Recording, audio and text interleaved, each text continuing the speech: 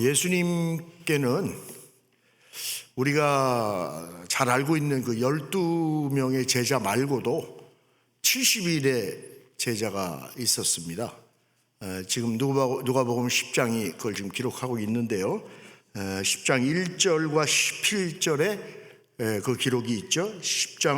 누가복음 10장 1절에 그 후에 주께서 따로 70인을 세우사 친히 가시려는 각 동네와 지역으로 둘씩 앞서 보내시며 1절이고요.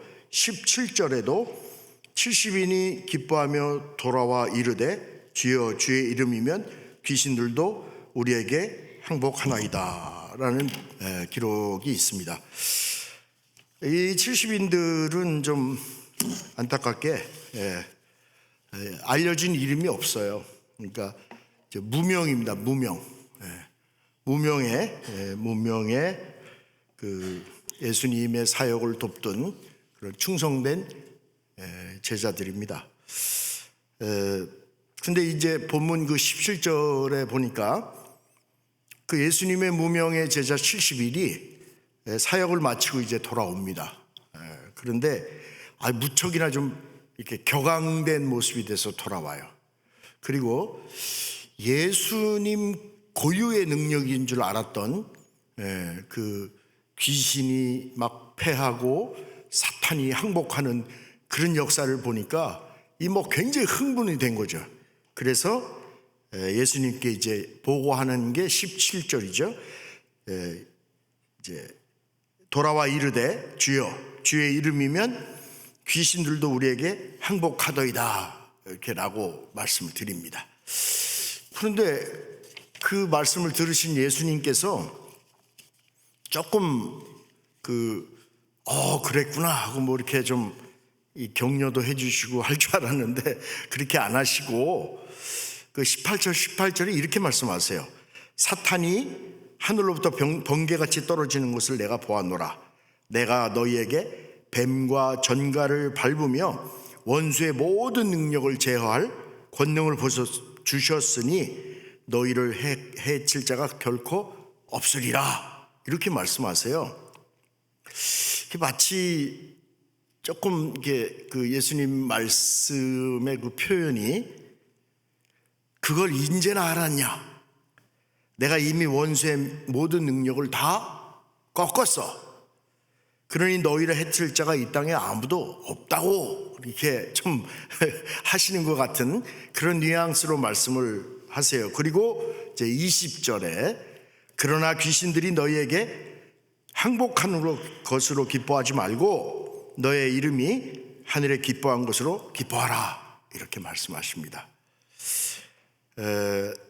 예수님이 말씀하시는 너희가 정작 기뻐할 것은 내가 이미 다 꺾어버린 그 귀신의 패배한 역사가 아니고 그보다 더 큰 일은 너의 이름이 하늘에 기록된 것이야 이렇게 말씀을 하시는 겁니다. 자, 너의 이름이 하늘에 기록된 거 있다는 말의 의미는 쉽게 말하면 너희는 이제 하나님의 자녀가 됐고 또 하나님의 백성이 되며 구원받은 하나님 나라 시민이 되었다는 거예요. 이걸 더 기뻐하라는 거예요.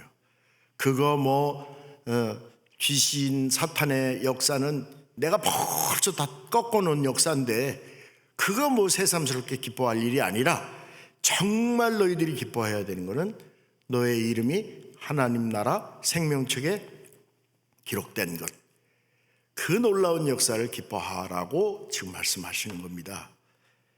여러분, 이 말씀은 우리가 잘 알지만 구원받은 하나님의 자녀가 됐다는 말씀 아니겠습니까? 그런데 이 구원받은 하나님 자녀가 됐다는 것은 결코 추상적인 것이 아닙니다. 실제로 우리가 상상할 수 없는 그 영적인 엄청난 축복된 존재가 됐다는 말씀이에요. 그래서 구원받은 자녀에게 찾아온 그 많은 축복이 있지만 그 가운데 본문 성경이 지금 나타나고 있는 몇 가지를 통해서 이래서 예수님이 그 귀신이 패하고 쫓겨난 것과 비교하지도 못할 큰 축복이 있었구나라는 것을 좀 같이 상고했으면 좋겠습니다. 먼저 21절입니다. 21절에 보니까 예수님께서도 성령님으로 기뻐하시면서 말씀하셨다고 했습니다. 성령님입니다. 요한복음 14장 16절에서 17절로 보면 내가 아버지께 구하겠으니 그가 또 다른 보혜사를 너희에게 주사 영원토록 너희와 함께 있게 하리니 그는 진리의 영이라. 세상은 능히 그를 받지 못하나니 이는 그를 보지도 못하고 알지도 못함이라. 그러나 너희는 그를 아나니 그는 너희와 함께 거하시며 또 너희 속에 거하시겠음이라. 자, 세상은 모릅니다.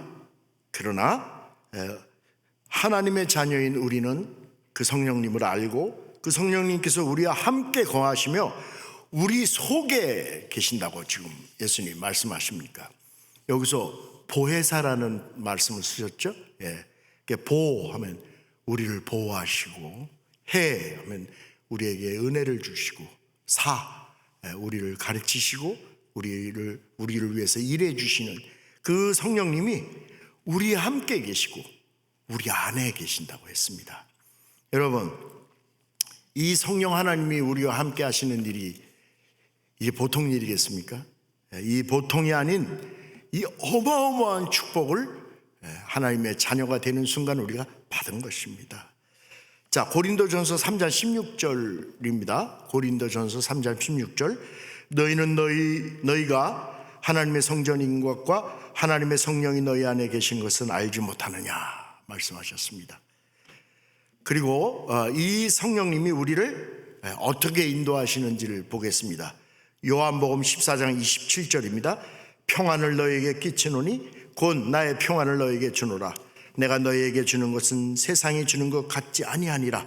너희는 마음에 근심하지도 말고 두려워하지도 말라. 우리가 마음에 근심하고 두려워할 이유가 없어졌어요. 왜 그렇죠?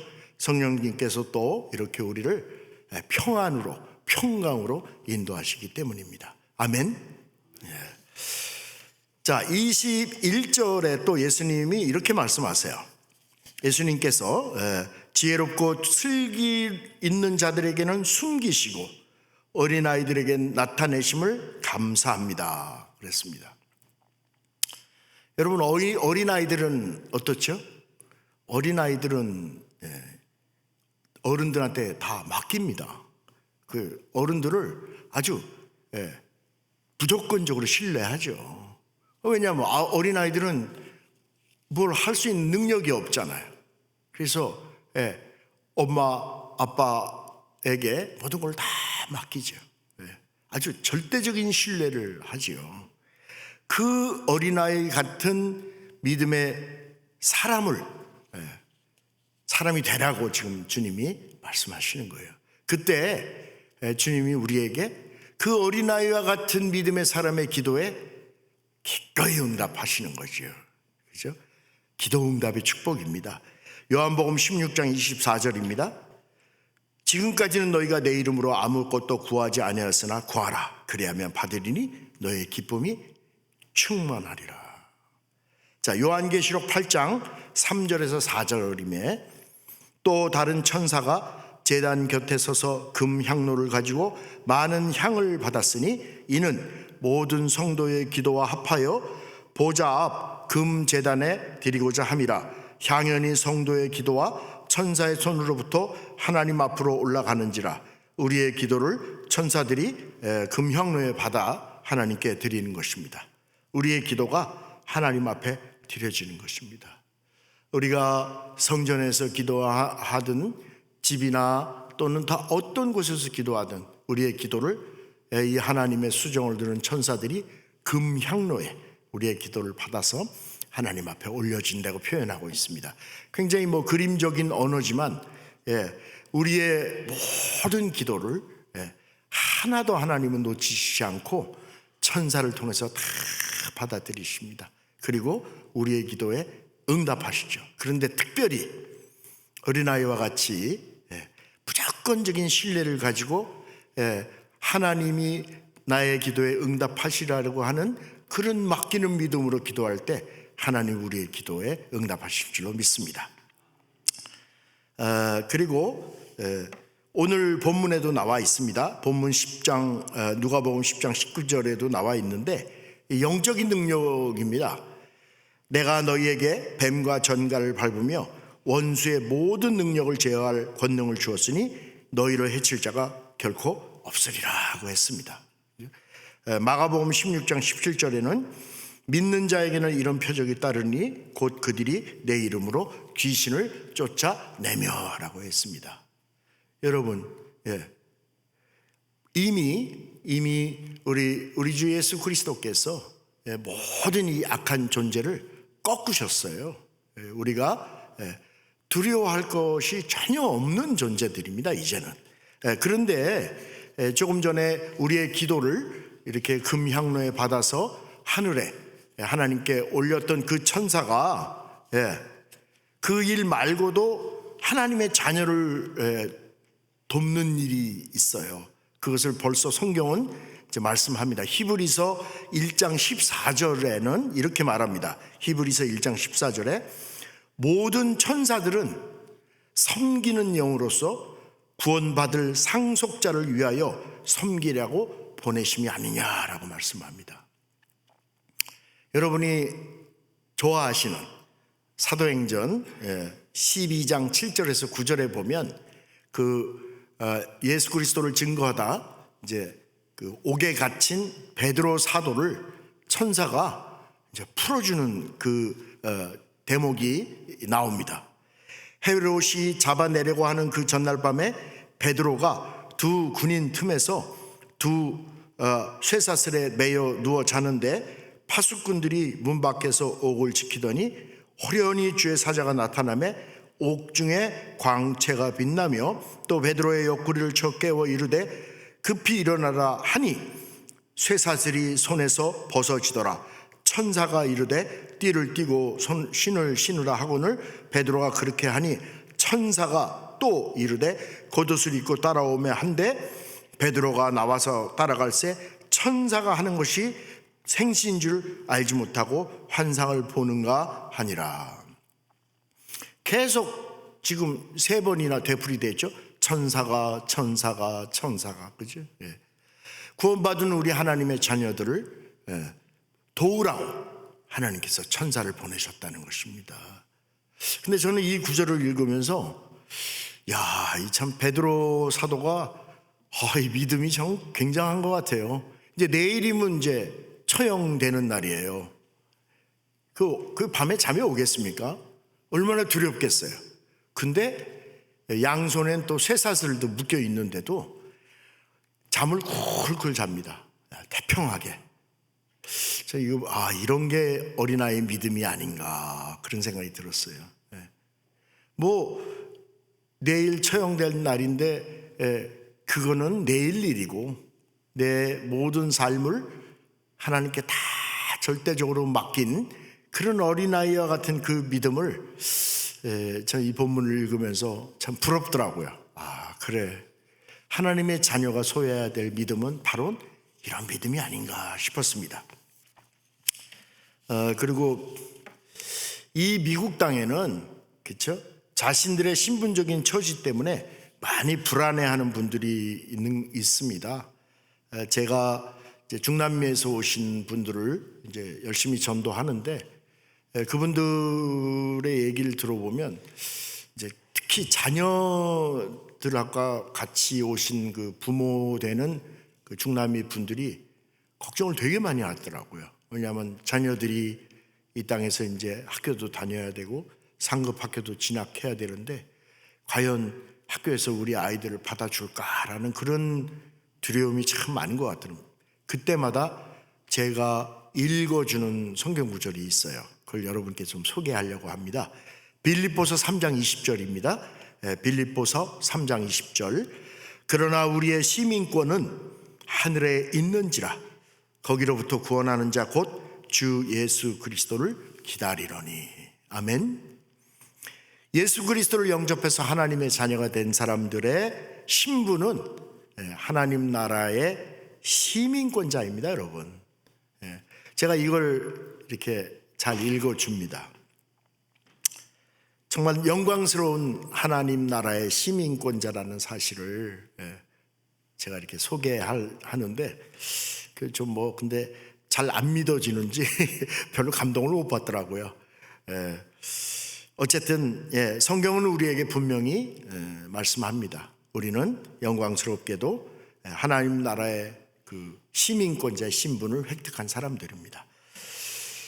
자, 끝으로 하나 더 있습니다. 창세기 1장 27절 28절입니다.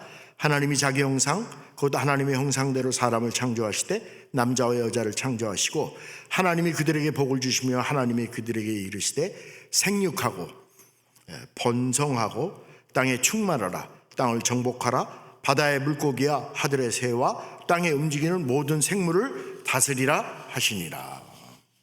이 땅에서 유일하게 우리 사람만 하나님의 형상으로 창조되었습니다. 성경은 그걸 분명히 창세기부터 선언하고 있습니다.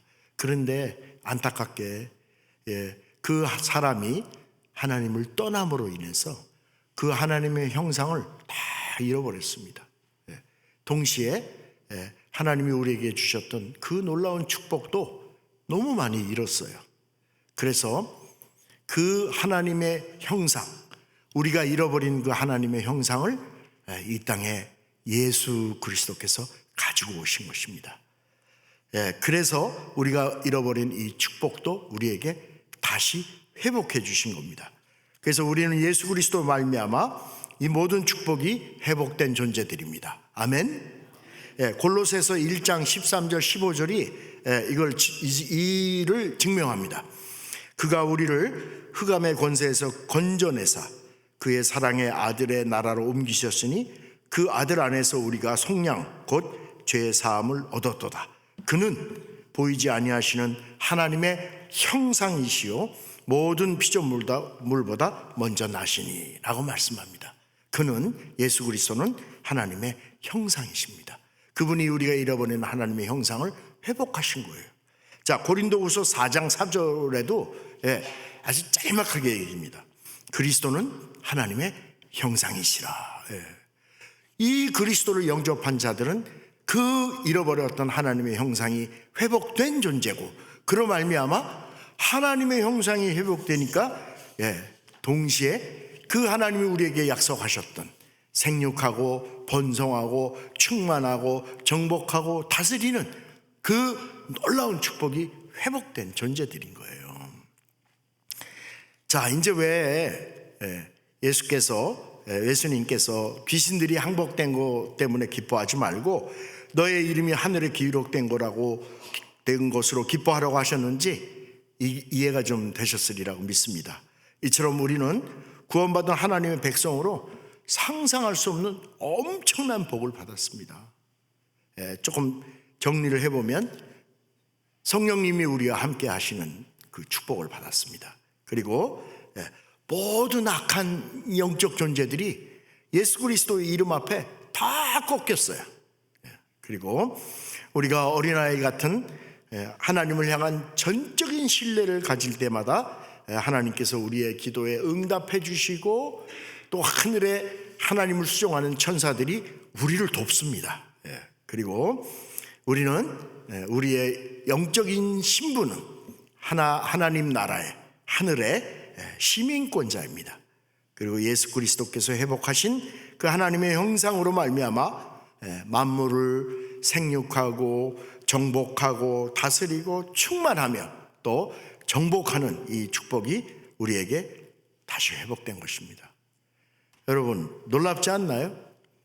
저는 정말 놀랍더라고요. 여러분 기쁘지 않으신가요? 저는 참 기쁘더라고요. 병은 나도 또 병이 또 들 수 있어요. 또 나갔던 귀신도 또 들어올 수도 있어요. 그 어떤 은사와 기적은 다 단편적인 것입니다. 그러나 우리 이름이 하늘에 기록된 이 구원받은 축복은 영원합니다. 아무도 이것을 빼앗아갈 수가 없어요. 누구도 이것을 취소할 수 있는 사람이 없습니다. 데살로니가 전서 5장 16절에서 18절에 항상 기뻐하라, 쉬지 말고 기도하라, 범사에 감사하라, 이는 그리스도 예수 안에 너희를 향하신 하나님의 뜻이니라. 아멘. 아니 어떻게 항상 기뻐할 수 있나요? 이렇기 때문에 기뻐할 수 있어요. 항상 우리의 어떠함에 관계없이, 환경이 어떻든 조건이 어떻든, 이 하나님이 주신 하늘나라에 우리의 이름이 생명책에 기록된 이 구원받은 하나님 나라의 백성이 됐다는 이 축복은 항상 기뻐할 수 있는 근거가 됩니다.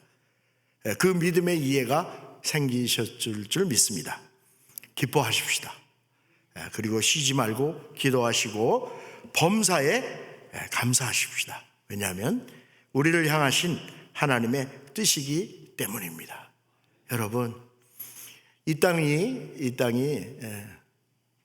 고해라 그러잖아요. 고해, 고통의 바다. 고통의 바다에서 우리가 계속 영원토록 기뻐할 일이 있을까요? 뭐 누가 그러더라고요. 뭐 차를 사면 한 달이 기쁘고 집을 사면 1년이 기쁘고 뭐 그런 얘기를 하더라고요. 여러분, 한 달 1년이 기쁜 게 아니라 우리의 온 존재가 영원토록 기쁜 이 구원의 축복을 믿으시기 바랍니다. 그리고 기뻐하시기 바랍니다. 주님이 그까짓 거 귀신 내가 다 꺾어놓은 이 존재가 무너졌다고 해서 기뻐하지 말라는 거예요. 왜? 그하고 비교할 수 없는 이런 어마어마한 축복을 다 주었지 않느냐.